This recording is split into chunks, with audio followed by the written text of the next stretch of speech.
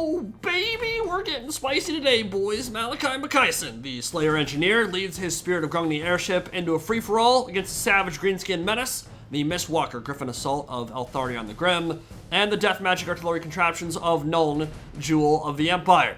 Will the Thunderbarge crash and burn like the Hindenburg, or wipe the map clean with fire and blood? Let's find out as Purple Rain and Black Hole Suns rip their way through the Azure. A lot of craziness on the field for this one. Suits Malakai just fine. He thrives in the madness, and with his repeater handgun can kind of sneakily put the whooping on stuff. Similar idea to the Marienburg Landship. Honestly, he's not going to just blow you out of the way with burst damage, but you stop paying attention to him, you maybe look back a few minutes later and suddenly he's at 2,500 value. Death by 1,000 cuts with this bad boy. Fully kitted out here, he'll be buffing double cannons, and with Makaisson's Persuader Wrench, he can keep the Spirit of Grungni afloat through just about anything. It's a 17% heal and a bunch of ammo that can be cast 3 separate times to keep your Skyhammers alive, keep your Thunderbarge alive, what have you. So his job is real simple. He sits in the middle of a Dawi box, passively making his artillery stronger, blowing infantry up with grenades, and blasting high-value targets with his fancy schmancy gun. Only thing he's missing right now is his rocket launcher, which shame on CA for not giving him that goddamn bazooka. Honestly though, I could walk you through each of these individual units from the Skyhammer to the Dragonback Slayers, the Grim Delver Grudge Rakers, but truth be told, the Thunderbarge is the only thing that matters here, floating above, and Spirit of Grungni is even better than the base version, which is kind of insane to say, because that unit is an absolute freak of nature. Far as I can tell, the only difference between the Spirit of Grungni and a regular Thunderbarge is that there's a Slayer Pirate model swap for the crew, and it has like 2,500 more health, I think. But everything else seems to be the exact same, from the weapon loadout to the fire rate, everything in between. We've seen the carnage this thing can unleash in 1v1s. It certainly has potential to do similar things in free-for-all, but it's also the kind of unit that everyone will hate you for bringing. So with 3 enemies on the field, there may be some teamwork shenanigans to try and take it down together, and there are plenty of tools on the battlefield that should certainly help on that front anyway. Effigy of the Git to pin it down, Tempest, Double Feral Wyvern, Eltharion the Grim, and his Mistwalker Knights of Torqueval. All that stuff together could certainly do some work if they work together, but it's a free-for-all, you never know what the hell is going to happen. On the Greenskins side, it's a Savage Orc build with the Big Gun Rogue Idol, Wars out to Great Green Prophet, Boar Boy Big Guns on the flanks, Squig Herd in the rear, and some new Feral Wyverns, which are a base part of the roster now. And have you heard of the High Elves? Eltharion the Grim, 2 Elite Dragon Princes, bunch of archers in Silver and Guard, Spire Guard of Tor Yvresse, and the Knights of Torqueval, riding Griffins into battle, and one of the strongest special units in the game. Speaking of Griffins, they got an HP buff across the board, so after all this time, finally brought up to game 3 speed and should be much more attractive now. Finally, we have the Mighty Okoy, has a new box much like my Dawi, spamming the Grundle's Regiment of Renown, the Gooch Daddy Defenders, the Taint Ticklers, the Gatekeepers of the Goat, the Gluteal Gladiators, with the Amethyst Landship, Purple Sun Azarius blasting Hellstorm Rockets, Hawkland Long Rifles, Outriders, Demogryph Knight Halberds, and 2 Knights of the Stubborn Bull with great swords, led by a Master Engineer on a Steam Tank. And here comes the Skyhammers, going for a bombing run, saw an opportunity to come in and probably should have committed to it. If I got on top of those Hawkland Long Rifles, the bombs would have absolutely exploded those weapon teams. But I got cold feet, I saw they were returning, and I just said, all right, I'm going to go back into the safety of the woods. I've missed my opportunity, and we can get Makaisson's Persuader Wrench to start healing them up and get them back into the fray, as long as I don't lose any models anyway.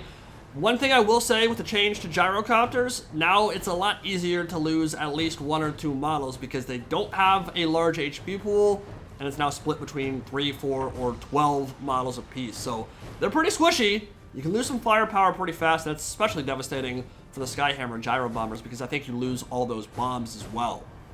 Thankfully, they escaped that particular fate, but it was a close call. Almost got sniped out of the sky. The approach for the Azure will be a relatively unpleasant one. Purple Sun Azarius artillery causing all kinds of mayhem and confusion as Knife Ears get sucked into the void. A couple units have already been brought low as the Dragon Princes wheel into position, and the Amethyst Landship charges right up the gut into the teeth of the Azure Assault, blasting over and over again with repeater volleys from on high. Knights of Torqueval will respond to that aggression. Apotheosis heal preemptively sent their way as the Knights of the Stubborn Bull charge in with their great swords for some close quarters work. A lot of synergy between Eltharion and his Mistwalkers, spamming Apotheosis for the heals and map-wide lore attribute, and Tempest for that Thunderbarge could also be a really useful tool. We'll see how they get on as the Knights of the Stubborn Bull go right into the spears and deal some damage at the tree line. High Elves and Empire seem to be pretty locked in to the 1v1. Okoye jumped out to a massive lead, 3,000 value so far, and skyrocketing as the Hellstorm rocket batters continue to put the pounding on the High Elf approach. Dwarves haven't really done anything. Story of their lives, they like to sit in corners and hide and grow old and fat and drunk. They're just like me, for real, for real. Big time volleys coming in from the Dwarf cannons, though. They're on that hillside. Perfect line of sight into the avatar of Gork and possibly Mork. They're going to blast him with all those Malakai buffs while the Big Gun sends some rocks spinning the opposite direction. Bit of an artillery duel at the start between those hated rivals. And the Amethyst Landship has been caught out by the Knights of Torgaval and Stormwing the Griffin. See if they're able to take it down. That thing has a lot of HP. The enemy Griffin Knights completely inundated, swarmed, surrounded, and they will be cut to pieces by the Spear and Dragon Prince combination. Amethyst Landship managed to get away, turning on that nitrous oxide, drifting like Tokyo in its search for Dom Toretto. Family. And here comes the Greenskins menace. Feral Wyvern already into the front ranks to disrupt those blasting charges. Purple Sun Azarius artillery sent the way of the Dwarf backline and blasting apart some Dragonback Slayers. Cannons going after the Boar Boy Big Guns, trying to take off the mobility and cavalry for the Greenskin hordes, which will hopefully lessen the pressure on the rear. And Spirit of Grungni unleashing the Spear of Grungni, a big harpoon launcher, straight into the Big Gun Rogue Idol. Felt that one for sure, but now is the time of the Thunderbarge. Double Feral Wyvern combined with Effigy of Degit from Warzag is still nowhere near enough to shut this thing down entirely, but it's a start. Unfortunately for the Bloody Hands, they're probably the worst army currently on the field for dealing with this behemoth solo, and could only reasonably take it down in concert with the Guns of the Empire or the Flyers of Ulthuan, who are currently indisposed and demolishing each other on the other side of the field. So for now anyway, Greenskins will do what they can, but it will be pain, it will be anguish, it will be suffering, it will be death from above. Dragon Princes are into the cookie jar, feasting upon the lifeblood of the Hochland long rifles and running them down. Feral Wyverns are going after the Thunderbarge, but it can burst away and get directly over the top of the army where the Grim Delvers and the Slayer Pirates can reinforce and snipe down those single entities. Skyhammers are free because the Wyverns are going after the big airship, which makes a lot of sense. But while it afterburns away and blasts them with Grudgerakers from point blank range, it's really just kind of behaving like a distraction card effects and making it so that the rest of the Greenskins army isn't diving into the cannons and stuff that's really causing just as much carnage so far. Even Malakai Makaisson with his repeater handgun, the Grim Delvers getting some really good volleys into the Savage Orcs as they charge in, and the Boar Boy Big Guns are going to find themselves charging directly into that cone of fire and side down like the Last Samurai. Meanwhile, the Gyro Bombers are on the prowl, and the Thunderbarge is really not under a tremendous amount of pressure right now. Big time bomb drops into the center of the Savage Orc line. Greenskin Tribesmen on the receiving end of Broken Arrow, exploded by all available Dawi ordnance in the vicinity in the Troll Country region. And they'll try picking up the pieces after that strafing run, but they might not find much left. Superior Dawi engineering. How many Vietnam War references can we drop in the next 15 seconds? Or is that too easy? Doth that fruit hang too low, mein liege? Ja, mein Kaiser? Like the walls of ancient Jericho, the walls fall before the righteous. Feral Wyvern is into the Grim Delvers, but they can hold out in melee pretty well. Actually, have very good melee stats. And Malakai Makaisson still blasting apart some Orc Error boys in the rear, as the mobility game for the Greenskins has been utterly shish kebabbed. Not much of that left. Frankly, not much of the Greenskins army. They're up to 2,000 value. Dwarfs are up to 6,000. Okoye still in a commanding lead, but he has found himself completely surrounded, and the Griffins can really start making up that difference momentarily. Steam Tank is not in a healthy or safe position. Both the Amethyst Landship and the King Tiger Panzer, they've seen better days.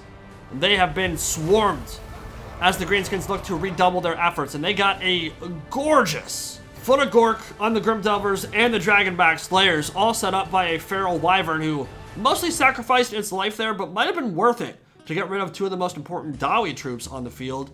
Blasting charges leaving an Inferno for the Greenskins as the rest of the infantry tries to get something, anything done. Dragonback Slayers only have a handful of models remaining, and I believe that Feral Wyvern will return. The rest of the Savage Orc Horde is running for the hills, most of their numbers side down callously by uncaring dwarf engineering. But the big on Rogue Idol has made landfall, and the Thunderbarge saw an opportunity here while the Empire and the High Elves were killing each other. It's like, hey, let me move on over here and get some points. Remember, you can drop that speed boost, the afterburn, whenever you feel like, and it's 90 speed, so you'll cross the map real quick. Skyhammer have lost 3 of 4 models. They've mostly been destroyed, and in fact, that last model may decide to rout here momentarily if it doesn't get blasted apart by the cannon or repeaters from the Amethyst land ship. Another foot of Gort coming down. The big on Rogue Idol is into the rear, and Wah is active. Grim Delver's not quite able to dodge out of the way in time, but still holding on for the moment. What the 10 fingers say to the face? Clap! Rogue Idol calling attention to itself, inviting challenge, and being met with a huge volley from the Grudge Rakers and a handful of remaining Slayer pirates. Long Drongs, long no more. Mostly dead at this stage, but the cannons are still online somehow. Feral Wyverns stacking, but not really built for sustained melee. And the Savage Orcs, even with Wah active, really just kind of running out of steam. They have no real way to deal with the Spirit of Grungni now. Sure, the Feral Wyvern is there, but they can literally just shoot it at point-blank range with the Grudge Rakers, and it'll just die. It's about to rout. Skyhammer's still alive somehow. With that one remaining model, Feral Wyvern is just kind of a jerk in his dick. Doesn't really know what to do. I think it actually had an attack order on the Skyhammer, not on the Thunderbarge, and so he was trying to like push through this gigantic airship and just was completely unable to do so. I don't think he was actually attacking the Thunderbarge, so that would explain why those animations were kind of getting janky. But as we know, they kind of jank out when attacking the Thunderbarge too, which wasn't what was happening in that particular circumstance. And the Amethyst land ship is fleeing full power, trying to get out of range of the Thunderbarge, who I don't think is going to show it any mercy. We'll probably take it down momentarily. The Colossus is about to fall. Malakai Makaisson about to unleash with his repeater handgun. 3,300 HP, 2,900, 2,200. Oh man, the Grim Delver volley. That's going to be enough to bring it down. And the big on Rogue Idol, the Avatar of Gork and possibly Mork has fallen. Amethyst Landship only had 400 HP. I believe it might be dead here too. And with that, it's now the War of the Beard, the War of Vengeance. Dawe versus Azur, High Elves and Dwarfs. Steam Tank from Ogor came over and it's just like, I don't want to live anymore. Put me out of my misery, please, for the love of God. For the love of Sigma! Drive me closer, I wish to hit them with my sword. Just explodes. Well, one of these seconds here, it will explode. Master Engineer, you're not long for this world! Bro, you have no sense of timing, or theater, or drama. You ruin everything. And now comes the climactic battle. Can anything stop this Thunderbarge? It's a Tempest. Surely, that will completely immobilize Thunder... Oh, no, I'm just kidding. Let's just activate Afterburn. And then we'll get out of there at 72 speed like we weren't even hit by a spell. That seems reasonable to me. I'll just completely ignore your magic. Entirely. Oh, now I'm safe. Now I don't have to worry about whatever you're doing. Why would I care about positioning? Why would I care about micromanagement? I can just press hyperspeed. Yeah, very balanced indeed. Very high skill. I am the best Dawi player in the history of the world until you guys get the DLC in a couple days. So yeah, the Griffins are kind of playing it safe right now. They don't want to go in until they've gotten a little bit more heals. Oh, we got 2 Dragonback Slayers. Oh, that's gonna be sick. 13 miles remaining. One of them got his head chopped off, but he didn't get a kill when he died. Oh, that would have been so sick if Deathblow actually killed something. They are waiting until Apotheosis heals up the Knights of Torgavol a little bit more before they commit to that Thunderbarge, because they don't want to be losing models to the Grudge Rakers and the cannons up close. You can see they're pretty low. Don't know if the High Elves have any more Winds of Magic, but we're just gonna Thunderburn directly on top of the enemy army here. Get really aggressive with the Spirit of Grungni and just blast apart everything in the rear. Now, it was at 2,700 value a few minutes ago. We're gonna see that begin to skyrocket because the High Elves simply don't have enough to deal with it. Knights of Torgavol and Eltharion with Tempest, you would think would be a pretty potent combination for killing it, but it doesn't really care. Again, because they get close, I'm gonna hit Afterburn and it will outrun the animations of those Griffins. Dragon Princes are doing a good job of running down the rear and really slaughtering some of the stuff that's broken off from the main box. Malakai is unbothered, moisturized, in his lane, thriving, shooting down Dragon Princes. Greenskins are coming back. Thunderbarge up to 5,000 value now as it runs. Grudgebreaker's continuing to blast those Griffins. And the Dragon Princes and the Feral Wyverns and everything else on the map. Oh, Lord, the Dragon Princes are now in range of the double swivel cannons. Effigy of Decay has pinned it down in place, and this is what every army on the battlefield should have wanted to do from the start, and what you'll probably see from free-for-alls in the future.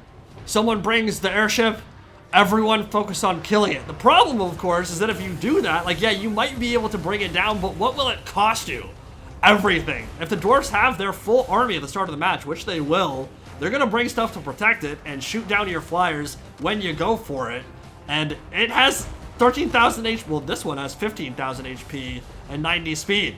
So yeah, if you go for it and fully commit to it, you're gonna get shot by shotguns and by thunderers, and it's gonna hurt real bad.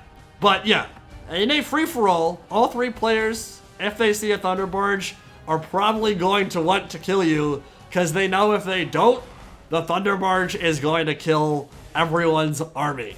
Almost 6,000 value in this one. Spirit of Grungni taken over as expected. I said beforehand when I jumped into this free-for-all, I was like, guys, I'm sorry, y'all know what I'm doing. Bringing the Spirit of Grungni, bringing Malakai. We're trying it out.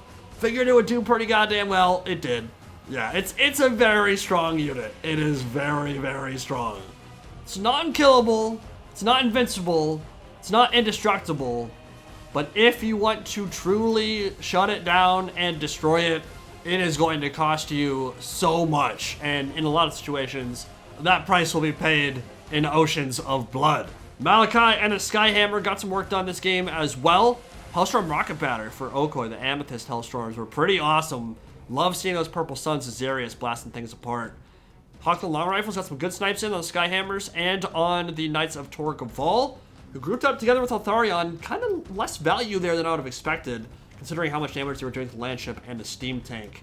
But Spire Guard of Tor Ivres put in some work as well, and poor Greenskins, man. They brought stuff to try to counter the barge, Effigy of Decay and double Feral Wyvern. I mean, there's not a whole lot more the Greenskins can do to try to kill it. They would just need to link up and create some momentary alliances in a free-for-all scenario, because in a 1v1, I'm not sure the Greenskins can do a whole lot to kill that thing. It is truly an army killer. It is truly a tier 5 monstrosity. Spirit of Grungni will make you all spirits, because you'll be dead.